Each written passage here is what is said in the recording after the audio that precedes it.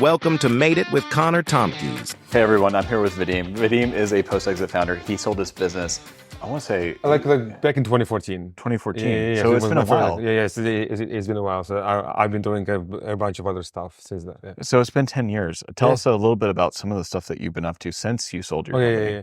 Yeah, I mean, so when I sold my company, I was actively involved in the ad tech industry, in the advertising. So I've been running kind of, so basically the company that I sold, it was a spin-off that originally was created under the umbrella of my first company. So tell me about this company that you spun it off from a previous company that you had. So I started the company that was running in-game advertising in social media apps on Facebook and a few mostly Russian-speaking social media networks like VKontakte, Mail.ru, etc. At the time, it was very they had a very large audience. They were much bigger than Facebook. They opened up their app platform. I remember this being special because Facebook was moving in country by country, and they weren't able to succeed in Russia. Yes, because in Russia they created vk.com, and they basically, the front end worked much faster than Facebook. So yeah, they took that's true. They took the concept from Mark Zuckerberg. I mean, they copied a lot of stuff, but they made it better. That's for sure. I think this is interesting because whenever you hear about Facebook and how they grew, right? They went country by country and they squashed everybody. Yeah. But these guys, they were so quick. In Russia, they could be because they were so quick. They launched exactly at the very right time, because I think Facebook launched like 2005 or something, or 2004, and I think VK launched when I was I think maybe like freshman in university or something. It was like 2007 or 2006. And so like very time, maybe 2 years later than Facebook. Basically, when Facebook was already, when they expanded beyond the campuses, VK already, I think the guys, I mean the founder of VK already started to work on that. So it was a big deal. It was a very large audience there, and because they started to open, they decided basically to create a app marketplace, and then they opened it up. So for third-party advertising, it was a very big deal because you could just basically you could create like a monetization solution for these app developers because they didn't have any monetization ways. Where were you when this was happening? So at that time, I'm in Odessa, Ukraine, my hometown, but I was already, since I was 18, I was trying different businesses. And I was doing, e-commerce store, game development company, web development studio, a social media marketing agency, like lots of stuff. And it was more, I treated it more like a game, like a hobby. At the same time, I was still trying to not get kicked out from university, and you're in school while you're I was like, so my degree was business management, and I was basically doing like barely a minimum just to not be kicked out because I was working on my other stuff, and education. That sounds familiar. And education was not a priority for me at all, right? It's hard to be focused on the class when you're actually building a business, and you're like, this is so much more interesting, and it's actually generating money. Of course. And I was kind of technically studying for business and management, but in fact, I was getting all my knowledge working on my stuff, right? And I truly believe that entrepreneurship cannot be taught, but it can be learned, right? So that's why I realized that in business management, you cannot really kind of be taught to know this. You can learn it by actually running your companies, making your own mistakes. So basically, and then so that company, it was my first kind of real company. It was bootstrapped. So I started like really in the to run ads on this vk.com. I was maybe one of the first monetization providers for app developers on vk.com. And then we started to expand into Mail.ru. It was already a rival of VK in Eastern Europe. And then we expanded into Facebook. And at that time, VK opened its ads API for any small and medium-sized businesses. So like on Facebook, there is this targeted advertising. So VK opened their own targeted ads platform, and they opened up their ads API. So we built inside my company, it was called Clicky. We built we built a prototype of a solution that was technically a dashboard on top of your advertising panel. So if you're an SMB running ads through vk.com.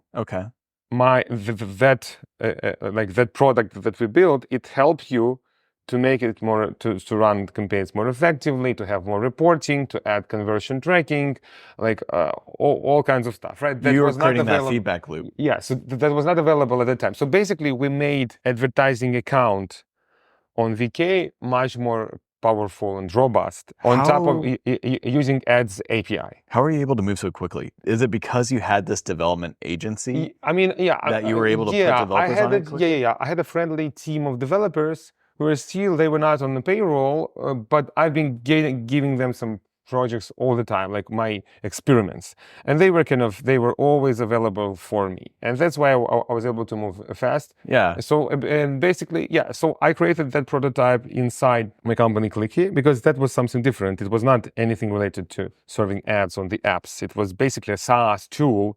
Right. It was a SaaS tool and like for SMBs, and it went. I mean, it went pretty. I mean, I think it went okay in Russian-speaking region in Eastern Europe, but I couldn't scale it further because my goal was to scale it overseas, to scale it in the US market. Yeah. And I didn't have enough experience. I only knew that the only game I only knew about bootstrapping. I not even knew. I didn't know that there were any other ways to run business besides bootstrapping.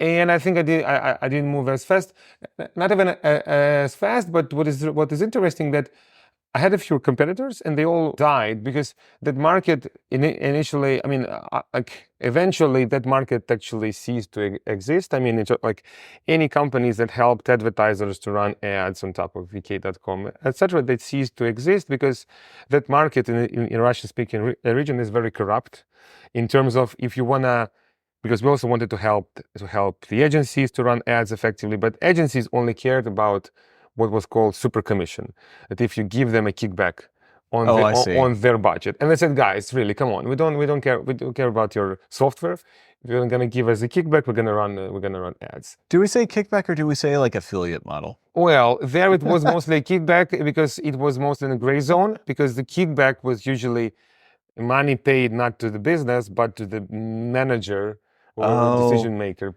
privately. That was and I didn't understand that at the beginning. Then I understood it, and that's why all those businesses, all those entrepreneurs who wanted to jump into this and run and build a SaaS business to help new advertising tool to expand it actually and help that and basically to build upon it, they all ceased to exist because their business model didn't work, because the value that they wanted to provide was not a real value for those people. Those people, though, the agency guys, they only wanted to make money right now, and ideally to get them into their pockets. That's tricky for American businesses. And in business school, one of the scenarios is you have this company and you're working in these different countries, and different countries have different different guidelines as far as like bribery charges or kickbacks and stuff like that. And so it's a little tricky for American companies or working in different countries where you have different standards.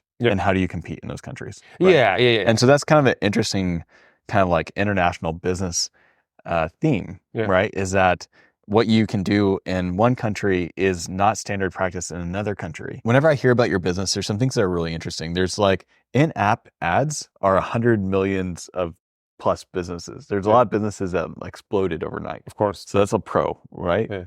Cons is that you're dependent on platform.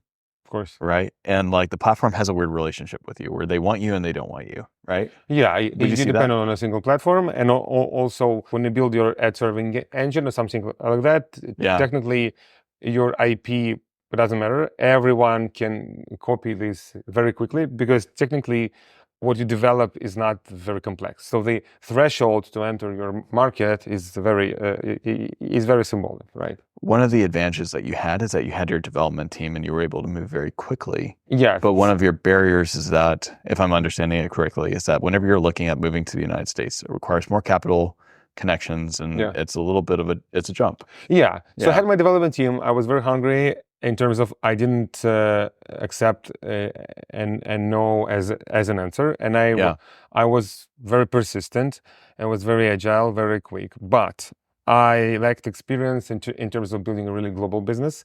I didn't know about any other ways to build a global business, like how to get enough capital, enough resources to basically accelerate my learning curve and to accelerate my the growth of my company. I thought the only way to do that was bootstrapping, and I've been actually thinking that way all the way until I sold that business that was called Ad Center, that was spun off from my first company, after I realized that I have to raise money because that business was burning cash. Was it burning cash on development or marketing? Or? We were making only let's say, small commission on top of the advertising budget, right? The business model was that you get a few percent commission on the ad budget. But in order to get big budgets, I have to give kickbacks to all these agencies. I had to basically go and wine and dine them. I had to go to sauna with them, whatever. Right? I had to be Banya.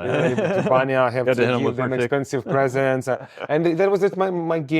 I despised that. That's why I actually wanted. That's what all the time I wanted to. As soon as I realized that I'm gonna be an entrepreneur, I wanted to move to the United States, because for me, I mean, Ukraine is a great country, but in terms of entrepreneurship, it's not a great country at all, because entrepreneurship was not very respected there, and because in order to be an entrepreneur there, you had to be kind of a part of gray economy if you really wanted to make money there. And it was against my values, against my principles. So basically I had to sell that business just because otherwise I would shut it down later, because I couldn't attract enough advertising budgets to make enough commission to make it really scale, and also that I also could reinvest some capital back into the company to grow and expand into different markets. So help me a little bit with numbers here. Yeah. This is 10 years ago. So I'm thinking 2013, yeah, 2014. So I sold it in 2014 and I launched it in 2012. I mean, it was like 2 years. So that's a pretty tight period, right? Yeah. From start to end. How many employees did you have working on the business? How much ad revenue was flowing through? What was your margin on it? Well, I mean, I think at that time in total, so it was technically it was sitting. I mean, I had the same office, right? And there was people working at Clicky, working on this basically ad network. We can call it an ad network. And at the same time, there was a small team building this SaaS tool. Maybe on SaaS part, I had maybe up to 20 people, not more than that. And 20 people more, or maybe 30 people more, were building ad network. So in total, I think my team was 50 people a maximum, but only 20 of those were focused on developing this SaaS tool. And we were getting the commission from 1% to 5%. I think 5% for direct clients, 1% for agencies, maybe 2% on agencies. I mean, that's pretty common. We didn't charge any subscription revenue yet, and I think at that time, business owners wouldn't even understand that. They would say, why, what is the sense for me to pay this? Because the market was so unprepared for that yet. It was especially 10 years ago. What was normal, right? I mean, in the Eastern Europe, it was maybe in the US, I don't know, the beginning of 2000, maybe 2001 or 2002, right?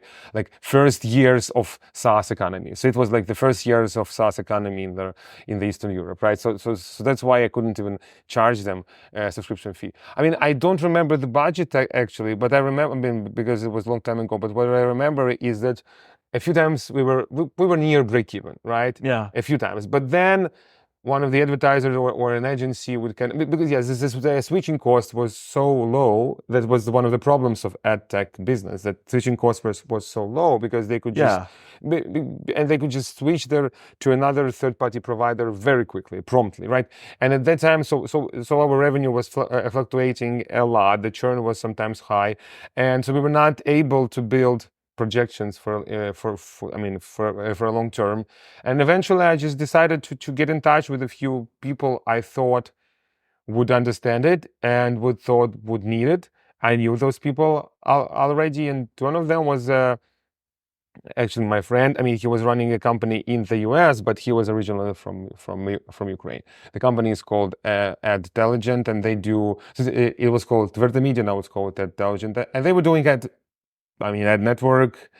Then they went into RTB, real-time bidding, etc. And they needed Ad Center to get into social ads. So that's why they got it, and I mean, it was not a big exit, but I get my first kind of liquidity, and then I started to invest actively into my kind of main company, like called Your Click. parent company. Yeah, like, but I also started to invest in startups. I launched one of the first startup accelerators in Ukraine.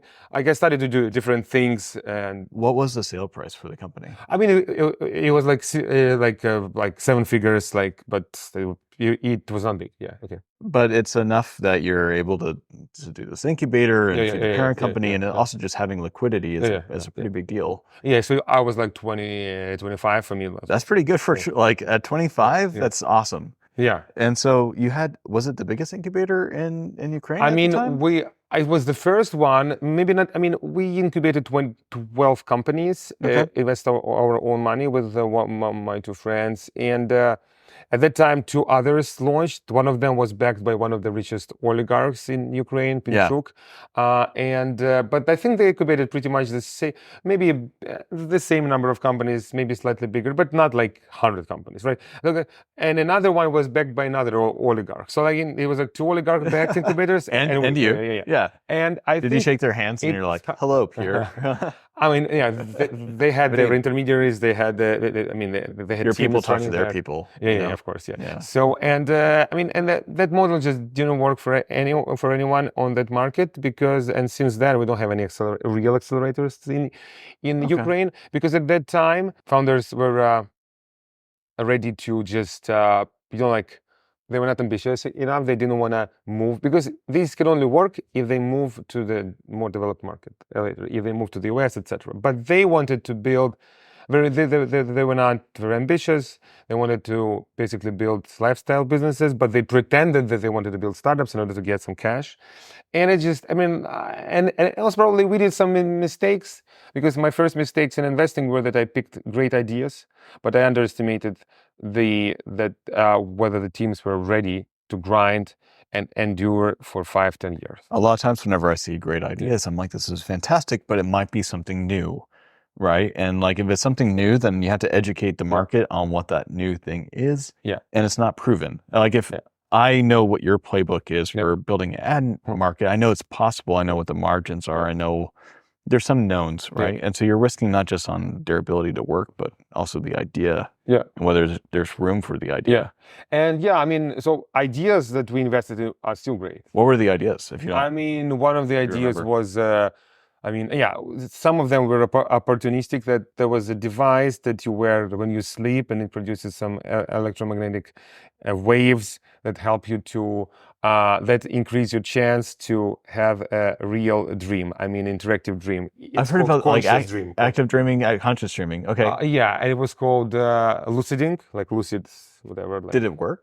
I mean, it worked for some people. I tried it. I think it didn't work for me, but it worked for my partners. I think, so it worked for some people. It didn't work for some people. Is it like a fancy hat you wear? It's like a hat. It's like a hat, but it was not fancy at the time. It was really clunky, but I think it worked for some people. But and then one of the founders moved to the US. But I think I still don't understand. I think because 50% of people didn't feel it, 50% of people felt it, and so they did. Okay, they needed just more capital, much more capital to sustain until they get some universities behind them, some researchers behind them. They need to but that's invest the whole thing money. around like the education piece, right? Because a lot of people don't know what active dreaming is, like for one thing. And then like a lot of people may or may not have this experience. Yeah. And there's like, did you read that article in the Wall Street Journal? It was talking 3 years ago. Not everyone has that monologue that kind of runs through their head. Oh, right, yeah. And not everyone has the ability to like imagine pictures or imagine like, not everyone's a visual thinker, and there's certain populations that think or function different ways. And so I think it's interesting that with this group, you're like trying to find these like people that have the ability to active dream, but what is that worth to that person? Like if I could active dream, that's worth a lot to me. I can do some really cool stuff in my dreams. Yeah, like it'll be great. Yeah. But there's a lot of people that don't know about it. Exactly. They had to invest in education. They didn't have a lot of demand ready to basically just get this thing for whatever price, and that's why they didn't have enough capital to sustain until they get there, until they get to basically from nice to have to painkiller or something, right? And there were and we had some other things that just were in the same pattern, great ideas, but just founders were not ambitious enough, or didn't move to the US, or just were not great presenters, or just great, because I mean there are like they were like great ideas but not strong founders, or like, for example, like great ideas but founders were not ready to pitch, right? Okay. And when they're not ready to pitch, now I understand that it's it can have very negative consequences, because they likely won't be able to secure enough capital. You've invested in 50 companies now. Which ones have made it? I mean, yeah. So at that time we invested in 12. Then I invested personally as an angel, probably, I don't know, maybe 7, 8. And then I launched a VC with my business partner Ihor, and we invested in 45. Yeah, so in total maybe it's like around 60. But as on behalf of VC, we invested in 45 since the end of 2021. So yeah, so in my angel portfolio, I have a few companies that 5x return, but I expect a much bigger return on another half of my shares, right? Right. And I have a few post-Series A, maybe almost Series B companies in my personal portfolio. And in my VC portfolio, I already have a few Series A companies that might be very big wins. But yeah, we need to wait for a longer time. Let's talk about the company that you've been running for the past 7 years. Yeah, so like 8 years since inception of the idea, since I started financing it, but 7 years since I joined as a CEO. Right. Because at first it was just an experiment for me. I was still running my previous company, right? That I was telling you about, Clicky. But then at the same time, I decided that at some point of time, I got fed up with advertising, with ad tech, with anything having to deal with all this kind of scam, chargebacks, people surrounding me who wanted basically just to steal money from me. I mean, like people in the industry, the ad tech industry was very dirty at that time.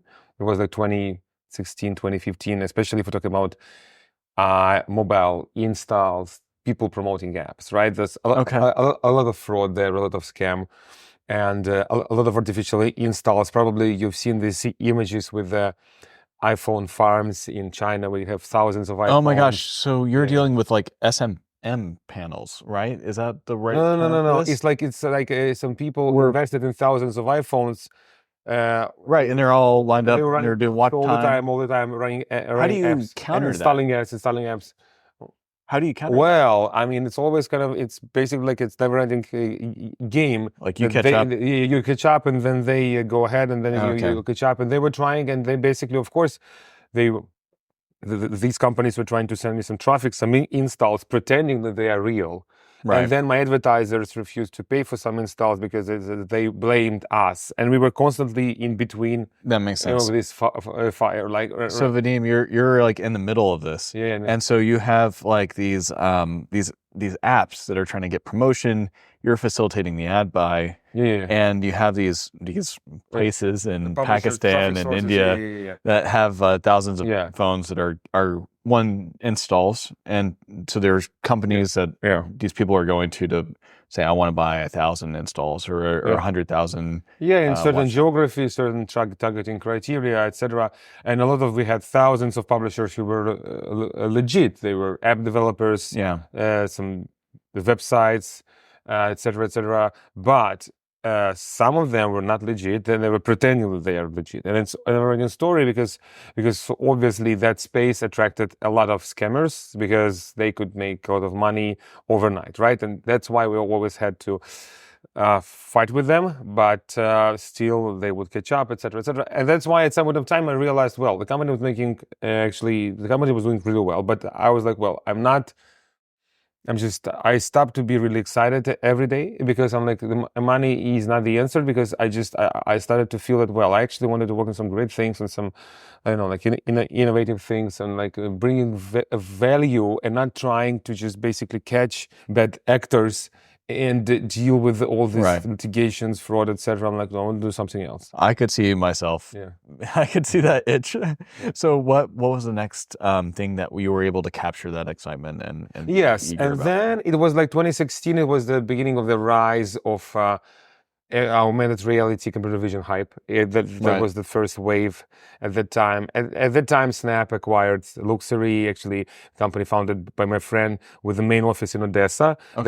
That created these face filters. Okay. So if not Luxury, then we wouldn't probably have face filters on Snap. And I think Snap needed Luxury more than Luxury needed Snap, because otherwise Snap wouldn't, just a primitive app where your photo gets removed every day, right? Nothing more than that. So that's why it was like one of the things that inspired me, this Luxury company, right? Acquired for 150 million with zero revenue. That's one of the biggest exits I think I know of like on the Ukraine hit scene. Yeah. So this is like your friend? Yeah, friend Victor. Yeah. He was at Snap for a long time, and now he lives in Thailand. Okay. So, and I was that thing also was one of the things that really inspired me, and I started to look in that direction. But I didn't want to do another face filter app or the app to put your makeup in AR on your face, something like that. I wanted to create some meaningful use case that can bring value to many industries via augmented reality or computer vision. So to build something on top of smartphone camera that can be used for businesses and consumers at scale. And that's how we got into, so I had my first co-founder. Yeah, actually, we'll go back to co-founder issues because I went through some issues in this company. Yeah. But so I started it with my friend at the time who was running so basically said, hey, I'm still running my previous company, right? But what if you quit your job and I'll start paying you salary? And I started, and you will, here's the budget. You just go and hire the best engineers you can find. And what was good about Ukraine, that we had a lot of R&D centers, Samsung, Luxoft, Luxoft, these are people building apps for cars, and especially with computer vision, etc., for Mercedes, for Porsche, etc. Like lots of R&D centers. And you had the right people. We were able to poach them, right? And we poached my future technical co-founder from Intel. He's in London now. But yeah, so and then and I was like, for the first year they were just experimenting. It was pure experimentation, pure R&D. Yeah, I was running my first company, but I was spending more and more time with 3D Look, with new company, because I'm like, wow, that's so exciting, that's so cool. Because we wanted basically to unlock to democratize mobile body scanning. Because before 3D Look, Microsoft tried it and failed. Amazon tried it and failed, and then Amazon tried it until recently and failed. Right? Hundreds of startups tried it and failed, because the idea is obvious. Idea is not genius at all. Like, okay, what if you can scan and measure someone's body using your smartphone to get the right size of clothing, to see your fat percentage, your body composition. Right, you're wearing a Whoop band right now. Yeah. Like, what if you can do many things with your body data, with your body, we can call it body profile, whatever, right? Idea is on the surface, but execution really, just non-trivial at all. And we just, why we succeeded from a technology standpoint at first, because I think we started, first of all, I brought my people from my previous company to run operations, finances, etc. So we were able to kickstart the operations very quickly. Also recruiting very quickly. Yeah. Recruiting was the critical piece, because we had to find the best engineers, right? And then I was really good, I think, in customer development and kind of early sales to find first design partners. And I've been already spending more time in the US than in Ukraine, or maybe like equal amount of time. And that's how we got it. And then I said, okay, what if I just want to do it full time? I don't know, because I had like every Monday I would do my previous company, every Tuesday I would do my. So you had it split up by day? But by day, or sometimes not by day, but just half of the day. And I'm like, well, but the time I do that advertising, I'm just counting seconds, really. I'm dreaming about switching to, and I'm like, why am I doing this? Go, fuck it, just and then and I appointed a different CEO there. And I went to build just 3D Look, and I had a conflict with my investors in my previous company, but we figured it out. But the idea was that it's not like I decided to abandon it. There were several reasons why, because the market really started to go into a decline because of all that fraud. A lot of big advertisers started to sue their agencies, like Uber sued their agency. Big game developers sued their agencies, because agencies were allowing a lot of fraudulent traffic to get into their apps, right? And at that time, and also we suffered because we were sitting below agencies, right? And we suffered because big advertisers were completely shutting down that entire channel, more cost per install channel, right? So that's why it was going in a decline. I was like, well, let's just maybe make sure we can sustain it. But I mean, I just want to do at the same time. I'm not the best guy to run a company during bear market, right? I want to do something else, but here is the CEO, right? Okay. And I switched to 3D Look, and then it was super exciting. I mean, like 7 years, and I'm kind of like I'm not very involved in operations now. And yeah, the company went through a lot of stages because we worked on something super new and still work on it. We went through fast growth VC, part of the story, raised 16 million. Then we understood that, well, we got early design partners, we got innovators, but we couldn't move further according on this kind of demand curve to early majority because it was still very new. How did you manage distribution? Was it mostly through partners? Oh no, directly because through partner we wasted a lot of time on channel partners like Accenture, like Deloitte, BCG, you name it. But the problem is that when I realized that if you still haven't figured out how to sell it yourself, the partners would never figure out better than you, right? So we wasted a lot of time on partners, but in fact, it didn't help us. And then we said, no, we're not going to talk to partners. Only this year, we started to launch first pretty good channel partnerships. Only now, right? Yeah. And then after being on a fast growth VC-backed trajectory, then we realized that we raised too much money, we were overspending, we had to become much more leaner version of the company because at some point of time I had like 50 engineers or something. I mean, when I'm going back, I'm like, why? Now we have in total 20 people and we're doing much better. It's interesting because a lot of times whenever you add people to a company, a VC-backed company, it's a little tricky just because you have, you're adding layers of communication, right? And it's exponentially getting. So whenever we're talking about the body scan technology piece, there's a lot of different pieces that are pretty big in the United States that are coming to the forefront. So one is the ability to be able to scan your body and do DEXA scans, like high detailed scans. And like you're meeting people in like parking lots and stuff like that to get scanned in a truck. It's like an awesomely weird customer experience. And then the other one is like custom tailoring your supplements and your diet to what you need to do. Have you crossed that bridge from like doing the scan to getting into other areas? Yeah, I mean, we started in fashion actually, because I mean, when we were still very active in even like in R&D, like only doing experiments for a year. Yeah, I already been doing customer development. We didn't have anything to show besides just slides, fancy slides. But I've been good with slides. So, but I had 3 industries to check. First one was like entertainment related, like basically like create a 3D model, dress it in the funny outfit, put it. And at that time it was too early. Now I think it would. Maybe this could be really successful, this use case for TikTok generation, but at that time it was just people just didn't get it. Then we tested health and fitness, and at that time it was too early. They perceived it as a vitamin, as something nice to have, but not really a painkiller. It actually changed because at that time AI was not a real thing for digital health and fitness. But then we went into fashion, and I was lucky to meet my second co-founder, Whitney, who spent 25 years in fashion industry, and she helped me to basically shape our vision for this industry. And then we felt pull from the industry. They wanted it, right? Really badly. Did you really go the B2B route? Or of B2C? Course.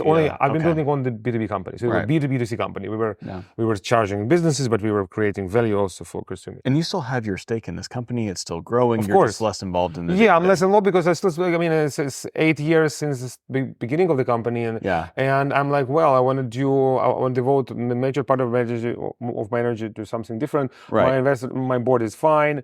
I mean, I have my leadership team basically is with me since the early days, or almost since the early days, so they can handle operations well. I think we need to wait for a few more years to grow a bit for a few more years until we really it becomes industry standard because it's still very novel. However, now, especially since we got into digital health and fitness, it started to evolve much faster. We started to close deals faster, and that industry actually understands it. Even it needs it much stronger than fashion. Yeah. One of the things I want to ask you is about what comes next, because we, as like entrepreneurs, usually you think about it as like a linear thing. Like you start a company, you grow the company, then you sell the company, right? Yeah. But it's really more of like a cycle. And I think you're experiencing this now where you're talking about how do you scale what you've learned through other people? How do you build a venture studio? How do you get involved in different ideas? Yeah. Where's your head at? Because you have a lot of experience and you kind of already have all these different investments in this ecosystem that's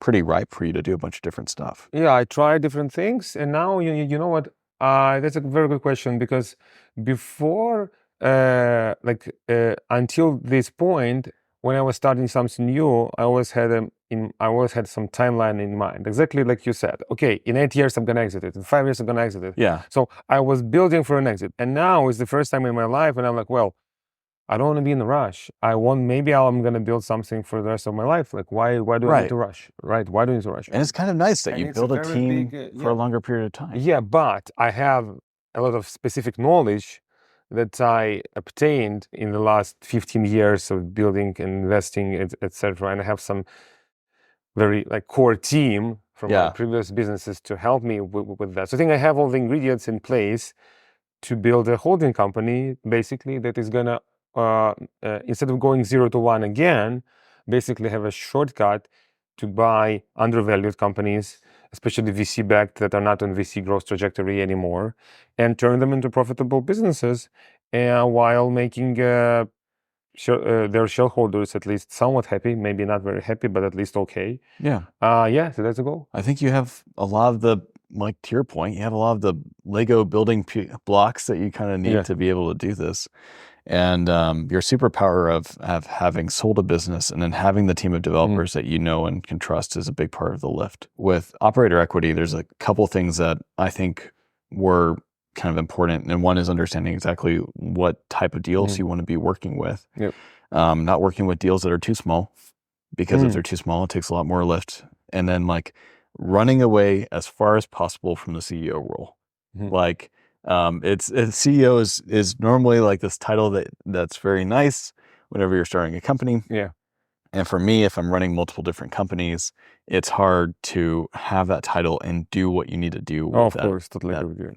Title. Because you're also very, very biased. You don't see it from the outside. Yeah, it's good to be focused for a while, but not. But then it becomes more like it hurts your long-term growth. I think it's interesting from like a cash flow standpoint, from you getting to flex like your entrepreneurial muscle as far as like your creativity, and you get to see some things that are 0 to 1 and get to see them like hit that scale path. I think that's pretty exciting. Do you have an idea for name? Yeah, I mean, I'm thinking about Rebel Capital. I think that sounds pretty good, because we're gonna definitely break the rules. Are gonna do something different. This is like a little bit of like a plug, but like I do think that it's very interesting whenever I see entrepreneurs that continue this like cycle. And because I would personally want to sell to another entrepreneur, I would personally want my business to be sold to someone that has ran a business before, that understands what it's like. Of course. Because it can go the deal can be closed much faster because there is some common ground. With a lot of the entrepreneurs that I talk to, many of them sell to like a private equity firm or to a strategic, and then they have to go work inside that company for a while. I think it's kind of fun. If you sell to another entrepreneur, it's fun that you get to work side by side with that entrepreneur during your earnout period.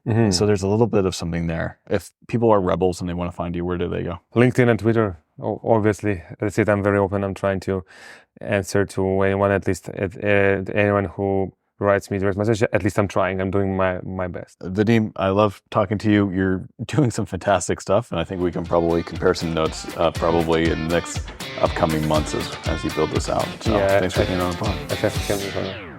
That wraps up today's episode. For more inspiring stories and valuable lessons from successful entrepreneurs, be sure to listen and subscribe wherever you get podcasts. Thanks for listening. Until next time, keep pushing boundaries and writing your next chapter. Hi there, this is Nate Houghton with the Made It podcast. Wanted to let you know that this episode is supported by Rush Imhotep.